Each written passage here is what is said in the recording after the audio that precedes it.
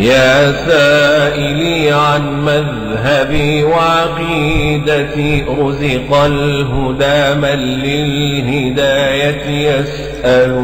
اسمع كلام محقق في قوله، لا ينثني عنه ولا يتبدل. ونسأل الله أن يرحمنا، ونسأل الله سبحانه وتعالى أن يطهر بلدنا من الحزبيات.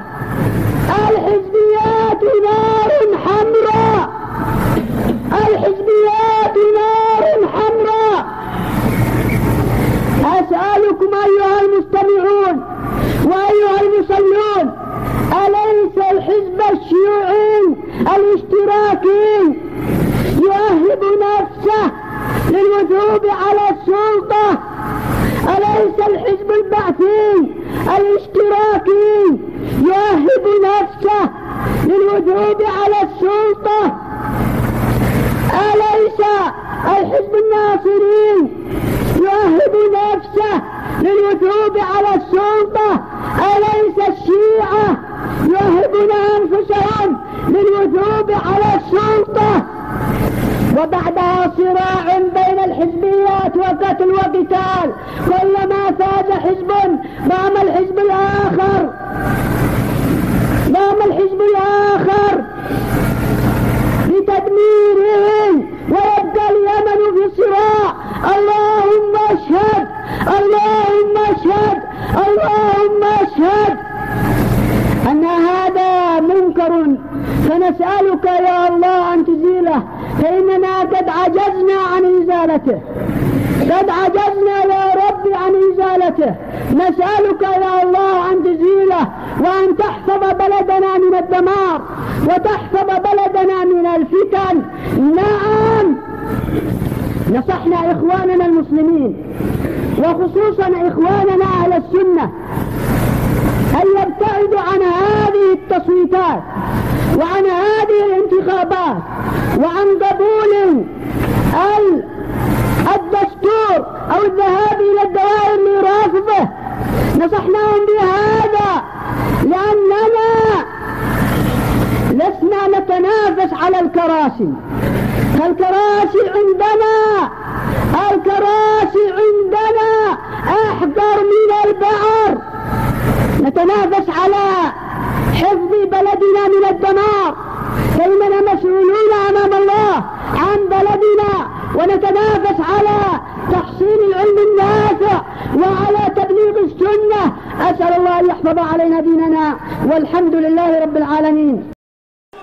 فالآن خطر الروافض الحوثيين يهدد الأمن القومي المصري في الصميم، لأنهم في جنوب البحر الأحمر عند باب المندب، فإذا ما وقعت القرصنة على السفن العابرة فلا القناة القديمة فضلا عن القناة الجديدة ستجدي شيئا.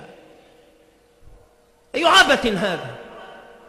ثم إننا مهددون أيضا من الإخوان المسلمين في الحدود الغربية لمصر، عندما يأتي أولئك المجرمون من ذلك التنظيم البائس الأمريكي في هويته ونشأته المدعو بداعش، أولئك المجرمون الذباحون ومن لف لفهم من الإخوان المسلمين وساندهم من التكفيريين يتسللون من الحدود الغربية لتهديد مصر من حدودها الغربية، مع ما يقع للهوى الإخواني في الجنوب من دولة السودان الشقيق، ثم ما هنالك من التكفيريين في الشمال الشرقي من المجرمين الحماسيين والإخوانيين المجرمين والتكفيريين الهالكين، فتقع مصر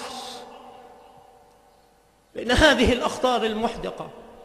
ويزيد على ذلك تخريبهم في الداخل، يخربون العقول بما يبثونه من السموم في قنواتهم الكريهة البغيضة المنحرفة التي تحاول أن تصرف المسلمين عن الحق المبين وتبث الفرقة بنوازعها بين المؤمنين، مع التخريب الذي يقع ماديا من أجل انهيار الدولة المصرية. ويحكم أيها الحمقى فيكون ماذا؟ ألا تنظرون إلى ليبيا؟ خراب ودمار وقتل وعار وشنار واستجلاب للأجنبي من أجل أن يستلب الثروات النفطية وما أشبه، فلا أمن ولا أمان ولا إقامة ولا راحة، وإنما هو الخطر يتهدد الحياة، يتهدد الوجود. ما الذي استفادوه؟ لا شيء، كانت خدعة فوقعوا في حبائلها. وكذا المصريون لما حركهم الإخوان المجرمون وشيوخ الضلالة عليهم من الله ما يستحقون، فخرجت القاعدة الشعبية المصرية لا تدري ما تصنع، لكن الله عز وجل سلم، لم ينفع فيهم ناصح ولا نذير، ولكن الله سلم. ومع ذلك يعيدون الكرة مرة بعد مرة، هذا كله مع تهديد الأمن المصري القومي المائي بسدود النهضة في أثيوبيا.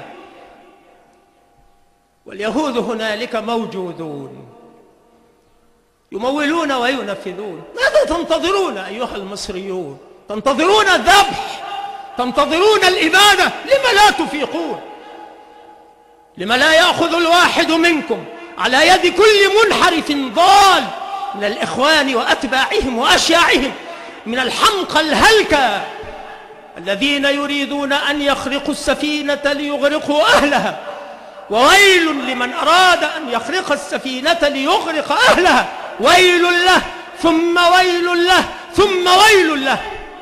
أفيقوا أيها المصريون قبل أن تفيقوا على ما يقع في ليبيا وعلى ما يقع في سوريا. وقد حركه الإخوان المجرمون، يريدون مشروعا يسمى بالخلافة الإسلامية، فاليوم خلافة علمانية، خلافة صهيونية، خلافة صليبية. ضاعت الأخلاق ومح الدين أوكاد، وصار الناس في أمر مريج، وانعدم الانتماء والولاء، فكان ماذا؟ ومع ذلك يحاولون، لأن هؤلاء كالغربان والبوم لا يحيون إلا على الأطلال وفي الخرائب، عليهم من الله ما يستحقون.